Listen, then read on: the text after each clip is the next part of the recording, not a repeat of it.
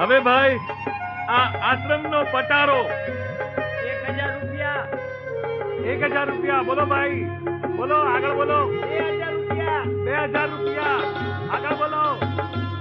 બોલો ભાઈ.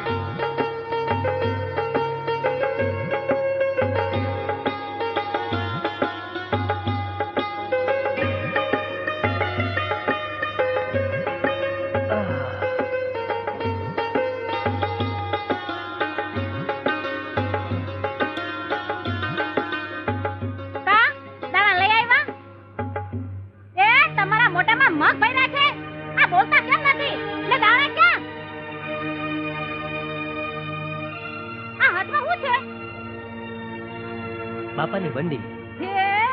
આ તારા બાપાની બંડી ના હું બટકા ભરું? અરે નિરાંતે મારી વાત તો સાંભળ. આ 2 દી પહેલા બાપાએ ઢંઢેરો પીધાવ્યો હતો કે આશ્રમના હંધાએ માલ સામાનની હરાજી કરાવવી છે.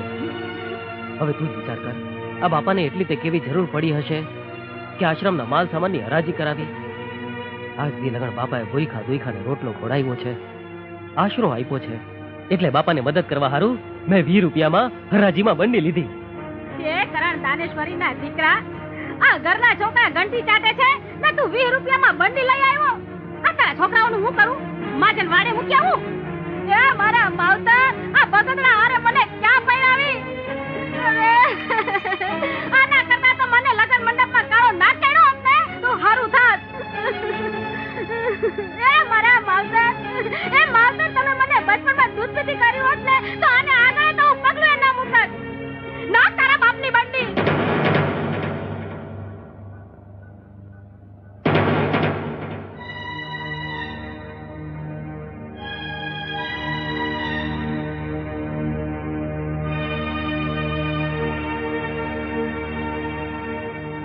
આ તો 300 રૂપિયા છે. જોયો બાપાનો પરચો જોયો ને? અરે ગાંધી, જે બાપાને તે આટલી ગાળો દીધી એ જ બાપાએ આપણી મદદ કરીને. સાચી વાત છે, મેં ગાંડીએ ઘણી ગાળો દીધી બાપાને. બાપા મેં તમને ઘણી ગાળો દીધી. હે બાપા, મારા અપરાધ માફ ન થાય એવા છે. બાપા તમે તો મોટા મનના છો.